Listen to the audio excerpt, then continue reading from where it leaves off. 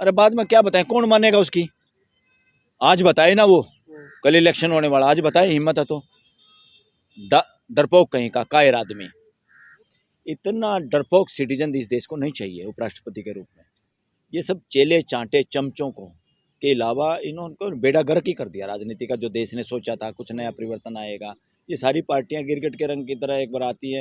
एक बड़ी कल पीछे जाके बैठा था प्रधानमंत्री नरेंद्र मोदी, पीछे बैठा हुआ था मीटिंग में, ये दिखाने के लिए। मैंने कहा ये दिखाने के, हाथी के दांत दिखाने के और हैं, खाने के और हैं। कोई दम नहीं है उपराष्ट्रपति का बनने का, कोई दम नहीं है उसमें, कोई अपना कोई गट्स ही नहीं है, क्वालिटी नहीं है जो रेडी में क्वालिटी है।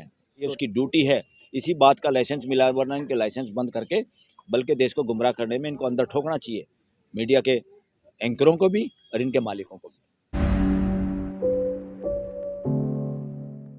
नमस्कार, आप देख रहे हैं फोरम 4। मैं हूं प्रभात। इस वक्त मैं सुप्रीम कोर्ट में हूं। हमारे साथ मौजूद हैं सुप्रीम कोर्ट के वरिष्ठ एडवोकेट बलराज सिंह मलिक। बात करेंगे जिस तरीके से उपराष्ट्रपति के नाम को लेकर के जिस तरीके से चर्चा हो रही थी, और अब कल ही चुनाव होने वाला है, उपराष्ट्रपति का चुनाव होगा और उसके बाद नया उपराष्ट्रपति देश को मिलेगा। लेकिन उससे पहले जिस तरीके से पूर्व उपराष्ट्रपति के बारे में चर्चा हो रही है, धनखड़ जिनके बारे में कहा जा रहा था कि जो धनखड़ हैं, उन्होंने जो इस्तीफ़ा दिया था उपराष्ट्रपति पद से, उन्होंने बीमारी की वजह से दिया था। लेकिन अब तमाम खुलासे खुल कर के सामने आ रहे हैं, तमाम न्यूज़पेपर के द्वारा भी लिखे जा रहे हैं, और उसके साथ साथ तमाम लोग सवाल उठा रहे थे उनके इस्तीफे को लेकर के। ये कहा जा रहा है कि धनखड़ खुद ही उपराष्ट्रपति जब नया देश को मिलेगा उसके बाद वो खुद खुलासा कर सकते हैं इस चीज़ का कि आखिर उन्होंने इस्तीफ़ा क्यों दिया। धनखड़ के इस्तीफे की बात है, और उसके साथ साथ जो दो कैंडिडेट खड़े हैं विपक्ष की तरफ से, जो कैंडिडेट हैं सुप्रीम कोर्ट के पूर्व न्यायाधीश जो बी सुदर्शन रेड्डी हैं, और वहीं पर एनडीए के उम्मीदवार हैं उपराष्ट्रपति के सीपी राधाकृष्णन। इनको लेकर के जिस तरीके से चर्चा है कि आखिर इनमें से कौन उपराष्ट्रपति होगा, इस बारे में भी बात करेंगे। आखिर ये दो कैंडिडेट हैं उपराष्ट्रपति पद के, इनमें से किसको सही माना जाए और कौन देश के लिए सही काम करेगा। क्योंकि ऐसा हमने देखा जिस तरीके से पूर्व उपराष्ट्रपति जो थे धनखड़ साहब, उन्होंने अचानक से इस्तीफा दे दिया, दबाव में कहा जा रहा है एक संवैधानिक पोस्ट पर होते हुए। तो ऐसा कभी पुनरावृत्ति ना हो, इसके लिए क्या लगता है आपको, किस तरीके का माहौल है अभी? देखिए, दोनों कैंडिडेट में से जस्टिस रेड्डी बहुत बेहतर उपराष्ट्रपति देश के लिए साबित हो सकते हैं। जस्टिस सुदर्शन रेड्डी एक्सपर्ट हैं संविधान के, और उनके टेन्योर में उन्होंने जो फैसले दिए वो भी संविधान को और एनरिच करने के लिए, संविधान के मुताबिक और देश की जनता के मुताबिक, और बहुत अच्छे न्यायाधीश रहे वो सुदर्शन रेड्डी। और उन्होंने बल्कि जिसके बारे में कमेंट किया गृह मंत्री ने, सलवा जुडम पे बैन लगाना, या अगर वो फैसला जस्टिस रेड्डी नहीं देते तो नक्सलवाद देश में ज़्यादा जल्दी ख़त्म हो सकता था।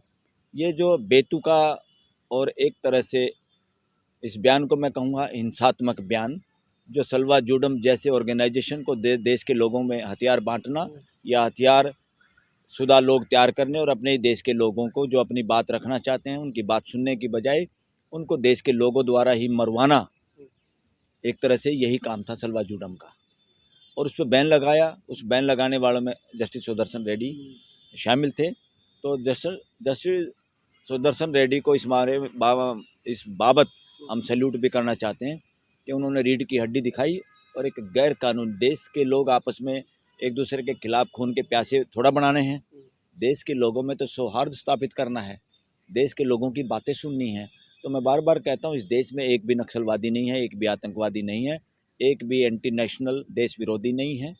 सारे के सारे लोग देशभगत हैं, और इनसे ज़्यादा देशभगत हैं जो देशभक्ति की ठेकेदारी लिए हुए हैं। इन दोनों कैंडिडेट्स में जो मिस्टर राधाकृष्णन हैं, वो हैं मनुवाद वर्णवाद के चेहरे, आरएसएस से शिक्षित। और आरएसएस कुछ और नहीं है देश के लोगों के हिसाब से, वकीलों के हिसाब से, मेरे हिसाब से भी, वो सिर्फ और सिर्फ वर्णवाद मनुवाद को स्थापित करने का भरसक प्रयास करने वाला, उसी स्थिति को देश में बनाए रखने वाला एक ऑर्गेनाइजेशन है। वो देश का ऑर्गेनाइजेशन नहीं है। वो वर्णवादियों का ऑर्गेनाइजेशन है। वर्णवादी मानसिकता को फैलाना चाहते हैं, वर्णवादी मानसिकता को देश में स्थापित रखना चाहते हैं। उनके जितने भी कार्यक्रम हैं उनमें अंदाज़ा लगा लो, कहीं पे भी वर्णवाद के खिलाफ, मनुवाद के खिलाफ उन्होंने कभी कोई बात नहीं की, ना उसके खिलाफ वो कोई एक्शन लेते। वो जितनी शिक्षा देते हैं या जिस तरह का भी कार्यक्रम करते हैं वो सारे वर्णवादी ग्रंथों का प्रचार प्रसार करने में अहम भूमिका करते हैं। वर्णवादी मानसिकता के आधार पे ही जो भी शतान बनाने हैं या जो भी उनके कार्यक्रमों में देखोगे आप, जो पूजा पाठ या कुछ भी मंत्रोच्चारण जो भी होता है वो सब वर्णवाद के परिचायक हैं इस देश में। इस देश के संविधान के खिलाफ अगर कोई ऑर्गेनाइजेशन डंके की चोट पे काम कर रहा है तो उसका नाम है आरएसएस। और आरएसएस से ही की पैदाइश है राधा कृष्णन। तो राधा कृष्णन अगर उपराष्ट्रपति बनते हैं तो धनखड़ और जो भी दूसरे लोग हैं उनसे ज़्यादा बेहतर बिल्कुल साबित नहीं होंगे। वो उनके पास लिखित आदेश, मौखिक आदेश जो आएंगे उसी को इम्प्लीमेंट करेंगे। वो एक इंडिपेंडेंट उपराष्ट्रपति साबित नहीं हो सकते। इसलिए हमारी तो एज ए सिटीजन भी हमारा राइट भी बनता है और ड्यूटी भी बनती है अपने देश के सारे एमपीज़ को, जो रिप्रेजेंटेटिव हैं, जिनकी वोटें उपराष्ट्रपति इलेक्शन में राज्यसभा के, लोकसभा के, उसमें वोट डाल पाएंगे जो लोग, उनसे सबसे निवेदन है कि आत्मा की आवाज़ पे दीजिए, संविधान की आवाज़ पे संविधान को सुदृढ़ बनाने के लिए और संवैधानिक विचारों वाले कैंडिडेट को वोट करिए। जस्टिस रेड्डी को, इन लोगों को बनाना चाहिए। जस्टिस रेड्डी इस देश में, और जस्टिस रेड्डी पपेट साबित नहीं होंगे, किसी की गुलामी नहीं करेंगे। वो देश के राज्यसभा को एक बेहतर तरीके से चला सकते हैं। वो किसी भी पार्टी के प्रेशर में आने वाला आदमी नहीं है। इसलिए जस्टिस रेड्डी का उपराष्ट्रपति बनना देश के हित में है। जो लोग जस्टिस रेड्डी के पक्ष में मतदान करेंगे वो संविधान के पक्ष में मतदान करेंगे, और जो लोग मिस्टर राधा कृष्णन के पक्ष में वोट करेंगे, लोगों का कहना है वो सारे वर्णवाद या मनुवाद को मजबूत करने के लिए वोट करेंगे। इस बार कहा जा रहा मुकाबला दिलचस्प है, क्योंकि काफ़ी मतलब कम ही मार्जिन से जीत और हार का हो सकता है फैसला। ऐसा क्यों कहा जा रहा है? आपको क्या लग रहा है कि एनडीए के पास तो बहुमत है?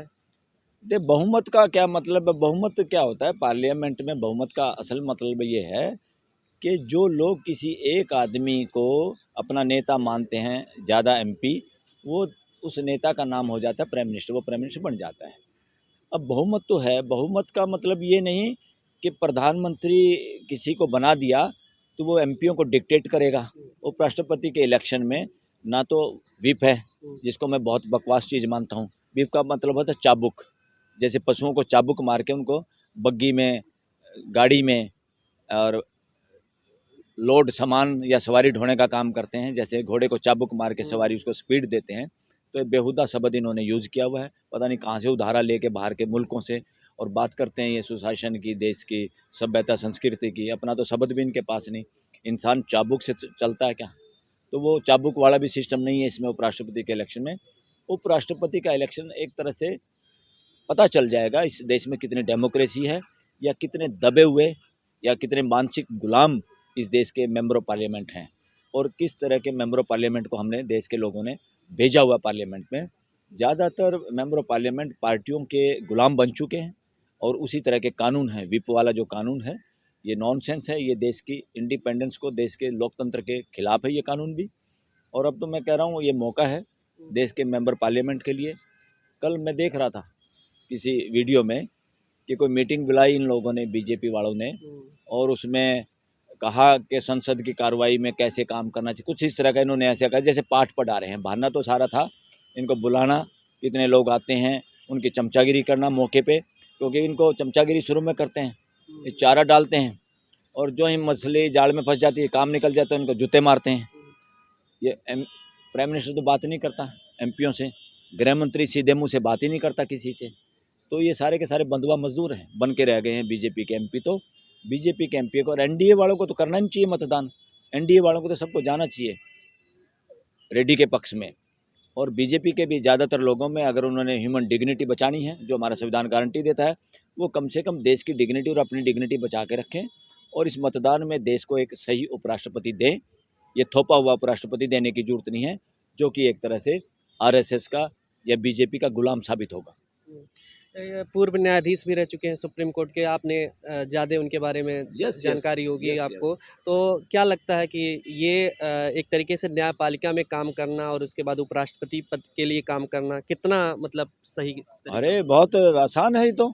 उपराष्ट्रपति का क्या रॉकेट साइंस बड़ा काम है क्या? ईमानदार आदमी हर जगह सही काम कर सकता है।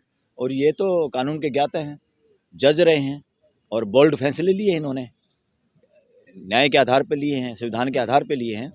और अभी भी मैं उनका कोई बाइट सुन रहा था किसी उस पे, फेसबुक पे था या यूट्यूब पे, उन्होंने अपील भी की है। वो इंडिपेंडेंट हैं। इनका जो राधा कृष्णन है वो तो एक तरह से अभी भी नज़र आता है कि ये बस वैसे ही है, मुखौटा है, इसमें कोई दम नहीं है। उपराष्ट्रपति का बनने का कोई दम नहीं है, उसमें कोई अपना कोई गट्स ही नहीं है, क्वालिटी नहीं है जो रेड्डी में क्वालिटी है। तो रेड्डी अगर उपराष्ट्रपति बनेंगे तो उपराष्ट्रपति पद की गरिमा बढ़ेगी, और राधा कृष्णन बनेगा तो एक और पपेट, एक और चमचे को एक पोस्ट देने का जो रिवाज चल रहा है देश के अंदर राजनीति में। देश का संविधान देश में मानवीय व्यवस्था स्थापित करने के लिए है, किन्हीं पपेट्स को उपराष्ट्रपति राष्ट्रपति बनाने के लिए, मंत्री संतरी बनाने के लिए नहीं है। ये जो पपेट लोगों को, कमज़ोर लोगों को, यस मैन लोगों को इन सीटों पे बिठाना, ये संविधान के प्रति अपराध है। और सारी पार्टियां लगभग करती हैं इसमें। और पार्टियों में भी देखेंगे, कई पार्टियों में ऐसे पद ऐसे लोगों को दिए हुए हैं जो चरित्रहीन लोग हैं। वो कांग्रेस में भी हैं ऐसे लोग, और बीजेपी में तो आप देखेंगे जिनको पोस्टें दी गई हैं। ह्यूमन राइट कमीशन का चेयरमैन जिसको बनाया, जिसको ह्यूमन राइट कमीशन की वायलेशन जिसने की, एक मिस्टर जस्टिस मिश्रा को बनाया था, जिसने यहीं पे ऐसी की तैसी करी थी, अपने ही फैसले में, अपने रिव्यू में, अपने ही वो कॉन्स्टिट्यूशनल बेंच पे बैठ गया था। इतनी बदमाशी उन्होंने की थी। यहाँ तो इस तरह के लोग रहे हैं जो बाद में उसको रिश्वत के रूप में मेंबर ऑफ पार्लियामेंट बना दिया, नॉमिनेट करवा दिया। ये गदर फंड चल रहा है देश में, यह संवैधानिक काम है। और इनका इलाज करने के लिए मेंबर ऑफ पार्लियामेंटों को नकेल कसनी चाहिए, और मेंबर ऑफ पार्लियामेंट के लिए मौका है। कल पीछे जाके बैठा था प्रधानमंत्री नरेंद्र मोदी, पीछे बैठा हुआ था मीटिंग में, ये दिखाने के लिए। मैंने कहा ये दिखाने के, हाथी के दांत दिखाने के और हैं, खाने के और हैं। एक बार तुमने उपराष्ट्रपति बना दिया, फिर तुम्हारे को जूते मारेगा ये आदमी, तुम्हारी कोई खैर खबर नहीं लेगा। जिस ये वो हैं जो शिकार करता है ना एक रंग बदल के गिरगिट की तरह से। देश के लोगों का कहना ये है कि जितना आज तक इतना गिरगिट की तरह रंग बदलने वाला कोई प्राइम मिनिस्टर नहीं हुआ जितना नरेंद्र मोदी है। नरेंद्र मोदी से ज़्यादा झूठा, नरेंद्र मोदी से ज़्यादा ड्रामेबाज, नरेंद्र मोदी से ज़्यादा लोगों को गुमराह करने वाला, नरेंद्र मोदी से ज़्यादा देश के लोगों में डिवीज़न की भाषा करने वाला कोई भी प्राइम मिनिस्टर आज तक देश में नहीं रहा, फ्यूचर में भी नहीं होना चाहिए। अब एमपी अगर चाहें तो इसका इलाज कर सकते हैं, इस आदमी का, सुदर्शन रेड्डी को उपराष्ट्रपति बना के इस आदमी से अब निजात देश को मिलनी चाहिए। बीजेपी तो पता नहीं कर पाएगी, नहीं कर पाएगी।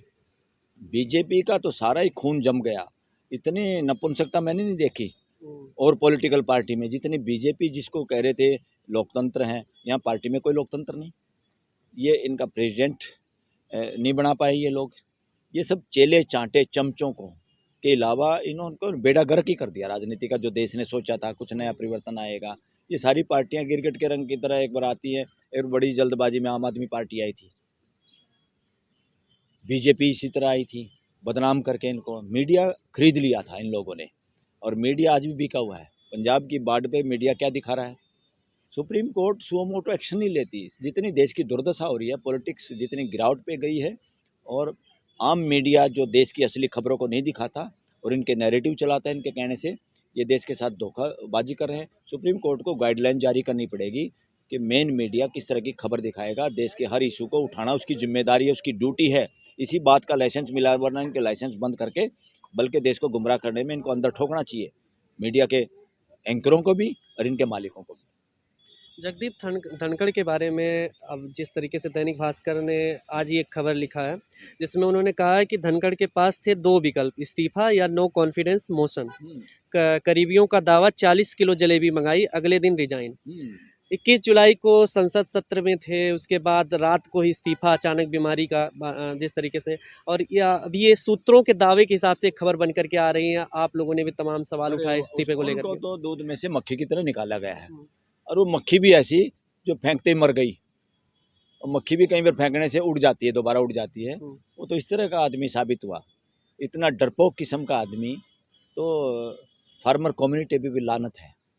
इस आदमी ने बहुत ही जलालत करा दी, इवन फार्मर कम्युनिटी की भी, पूरी फार्मर कम्युनिटी की और देश के लोगों की। As a citizen of India भी इसने इतना डरपोक सिटीजन इस देश को नहीं चाहिए उपराष्ट्रपति के रूप में। इस आदमी ने सारी हद ही पार कर दी। अरे भाई, फेस करता नो कॉन्फिडेंस मोशन, फेस करना चाहिए था, और बीजेपी को और प्राइम मिनिस्टर को और इन लोगों को जो भी उसको दबाव डाल रहे थे, और अपनी गलतियां माननी चाहिए थी कि मैंने कैसे मदारी का बंदर बन के देश के एमपीओं के साथ अन्याय किया, उनको सस्पेंड करके अपनी गलती माननी चाहिए थी। और फिर ये भी बताना चाहिए था मेरे ऊपर क्या दबाव है। फिर उसको ये भी कहना चाहिए था मैं दबाव नहीं मानूंगा, और अगर किसी ने पार्लियामेंट ने मुझे अभी भी हटाना चाहती तो हटा लो। तो वो आदमी बहुत ही बड़ा उसका कद हो जाता, और देश चाहता ही ये था कि नो कॉन्फिडेंस मोशन आता और वो अपनी बातें सारी रखता।